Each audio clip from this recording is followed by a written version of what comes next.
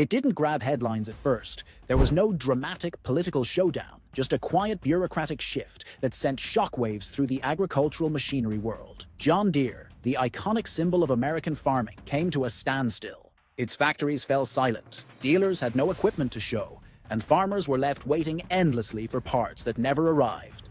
Canada didn't need threats or force. They simply altered the logistics rules, introducing such complexity that it choked the supply of vital components. We have a target to complete 1,000 subscribers. Your little effort will be appreciated. As John Deere struggled, international rivals quickly stepped in, taking advantage of the chaos with striking speed and precision. It caught everyone off guard: Deere, Washington, and especially the American farmers left scrambling. Why did Canada wield red tape as a weapon? How did countries like China and South Korea capitalize on the disruption? And what does it mean for American agriculture when its most trusted brand begins to falter? This wasn't a typical economic downturn. It was a stranglehold on production. As the parts shortage rippled through the system, John Deere plunged into a crisis unlike any in its history. The impact began in Iowa, where the first production stoppage took workers and managers by surprise. It soon became clear this was no isolated issue. Plants in Illinois, Missouri, and Kansas soon reported the same grim news. The core of America's farming equipment industry was shutting down. Workers arrived to find silent production lines. Managers tried to keep spirits up, assuring teams the delays were temporary. But the days dragged on, and no parts arrived. Confusion turned into frustration. Many longtime employees couldn't understand why the company they'd committed decades to had suddenly hit a wall. Whispers of layoffs began circulating, and some feared a full-scale shutdown was looming. John Deere had long been admired for its resilience, but this time the challenge seemed insurmountable. The company had no backup plan for a prolonged border disruption, especially not during its busiest production season. Workers were left in limbo, uncertain whether they would be recalled or if their jobs were gone for good. Families who had long relied on consistent paychecks now found themselves doing the math, trying to figure out how long they could stay afloat without income. Attempts to source components from other suppliers failed miserably. The parts John Deere required were highly specialized, not easily replicated, and certainly not available locally, even if alternative manufacturers could be found. Scaling up new production lines would take months. What was once seen as a smart, strategic reliance on Canadian suppliers had suddenly become a glaring vulnerability. As time dragged on, some factories began disassembling half-built machines just to clear space. This was no longer a mere delay. It was a total manufacturing collapse. Workers began to understand that this wasn't a passing disruption, but a deep-rooted failure. Confidence in the company eroded. Layoff rumors intensified. By the end of the first month, the layoffs became real. Hundreds were sent home with vague promises of a return when parts arrived. But many knew the odds were slim. Morale hit rock bottom. For the first time in decades, John Deere didn't look unshakable. It looked exposed. And just as the company began to reckon with its factory crisis, the shockwaves hit the dealerships. While production had gone quiet, dealers were left to manage an entirely different storm. In rural America, John Deere wasn't just a brand. It was a symbol, a source of pride and trust. But that trust began to crumble. With factories down, dealers across the Midwest found themselves at the center of chaos. Farmers showed up in droves, desperate for parts to keep aging machinery running. But shelves were empty. Dealers, once proud representatives of the brand, had to deliver bad news again and again. Every day that passed without the needed parts meant potential crop loss and mounting financial damage. Many farmers had already ordered new models or replacement components, only to be told those shipments were delayed indefinitely. In close-knit farming communities, this wasn't just a supply chain issue.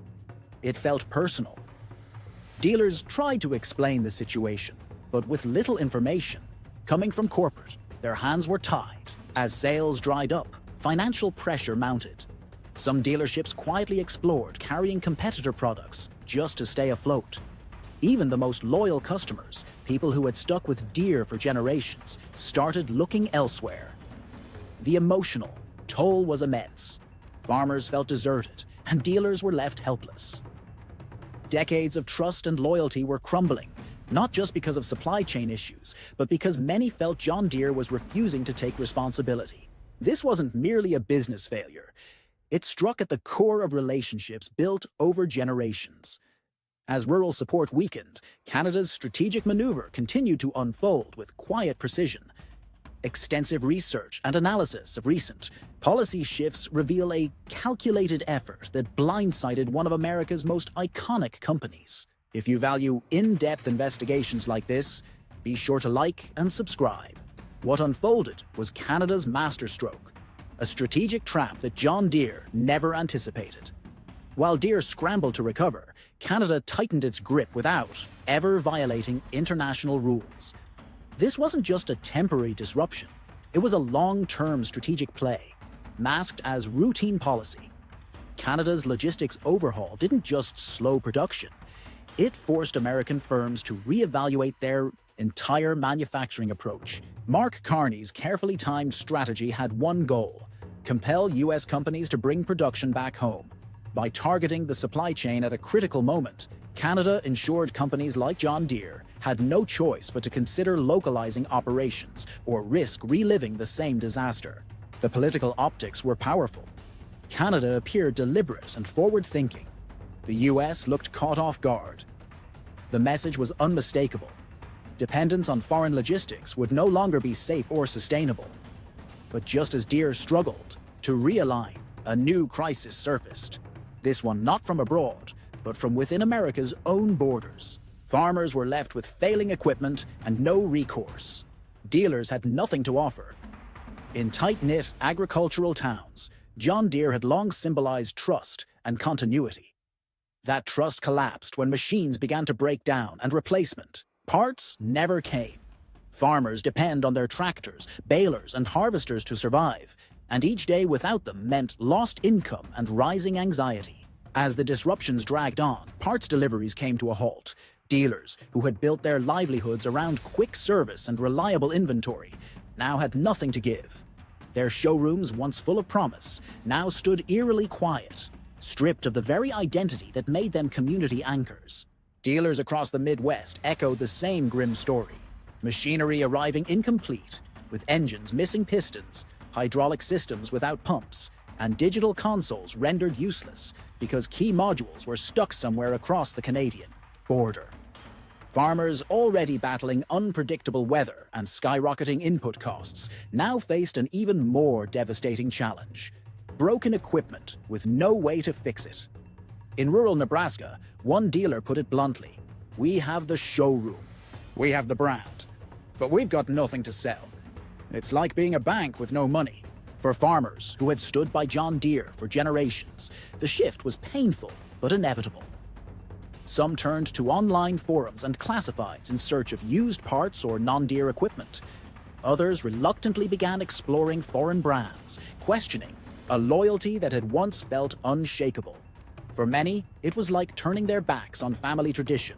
But the reality was clear: survival came first. As one Kansas farmer put it, "I bled green for 30 years.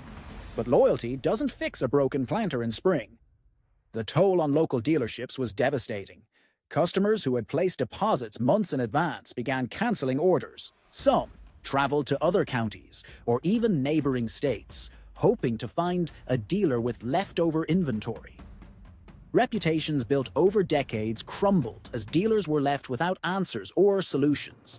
And while John Deere floundered, foreign competitors saw their opening.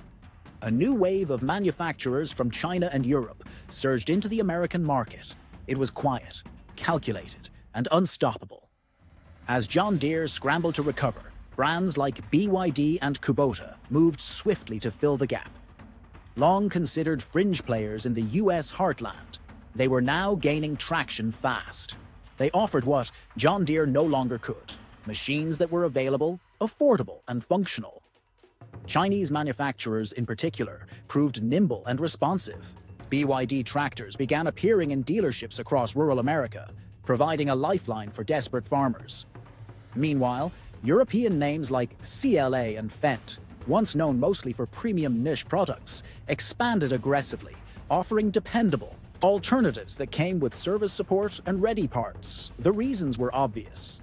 These foreign companies still had intact supply chains and production lines.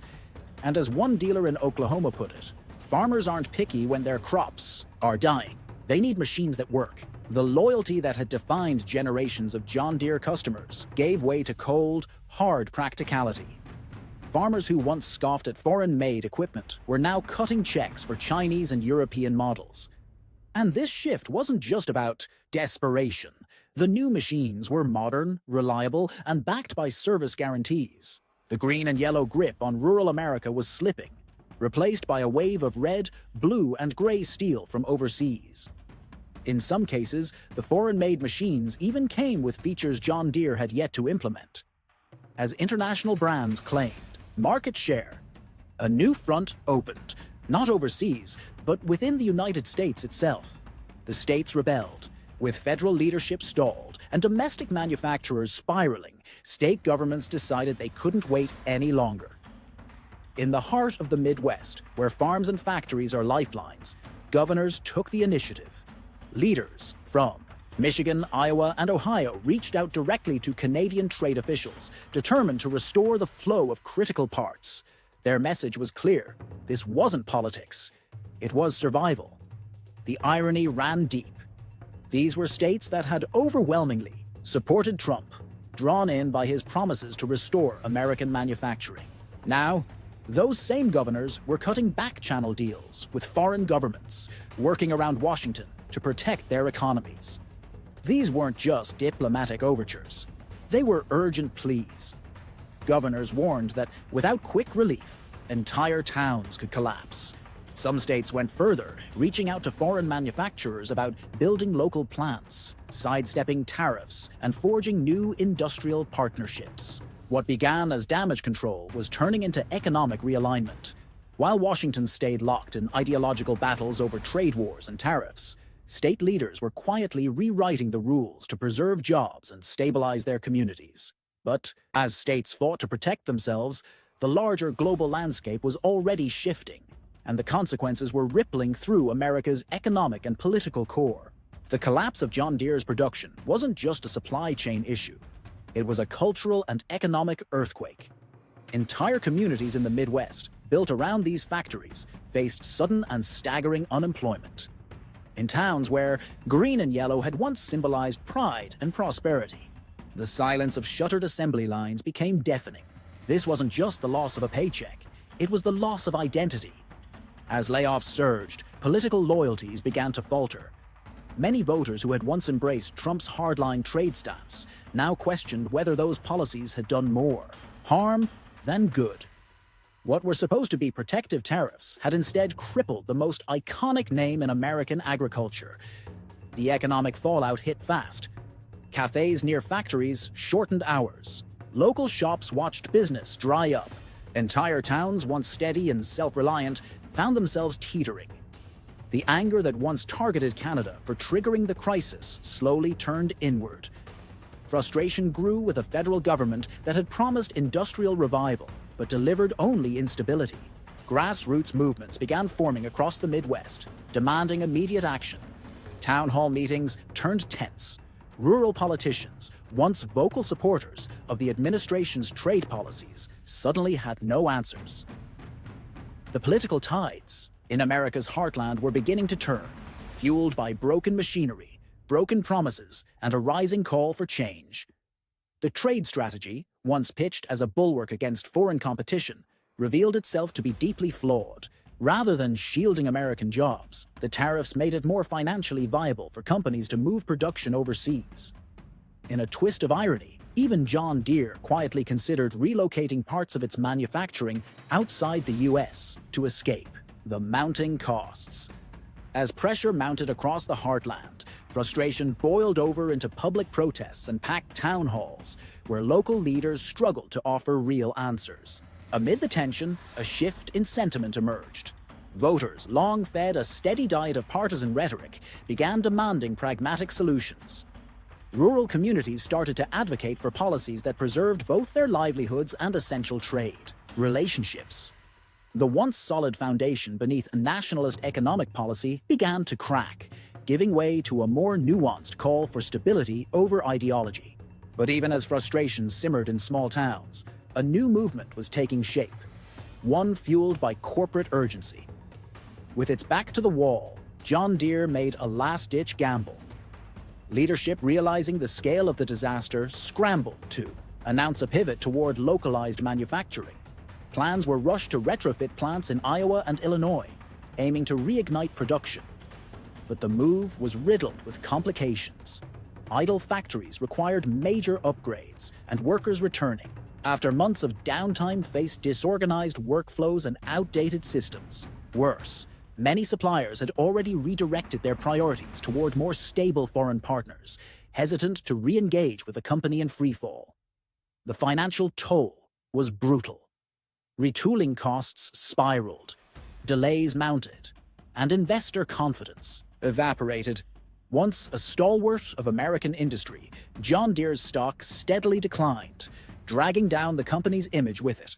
Board members publicly questioned the leadership's failure to prepare for disruptions and the sluggish response to the crisis. The decision to ramp up domestic production began to look less like a strategy and more like a frantic effort to avoid irrelevance. As Deere stumbled, global competitors moved with surgical precision. Nations watching America's manufacturing unravel saw a window of opportunity, none more so than Japan. For decades, Japan's economy has been intertwined with the US market, particularly through its automotive giants like Toyota, Honda, and Nissan. But America's aggressive tariff regime flipped that dynamic on its head. Suddenly, Japan's biggest customer had become its biggest threat. Caught in a geopolitical squeeze, the Japanese government moved quickly. Emergency meetings were held, with executives from major automakers to craft a response. The challenge was enormous: protect domestic industry while maintaining a stable relationship with Washington. Behind closed doors, Japan's leaders explored every option, from shifting supply chains and production hubs to seeking new trade alliances in Asia and Europe. For Japan, the crisis was more than economic. It was a wake-up call. A moment to reassess a strategy that had worked for decades, but no longer fit a world where America's economic policy had become unpredictable and adversarial.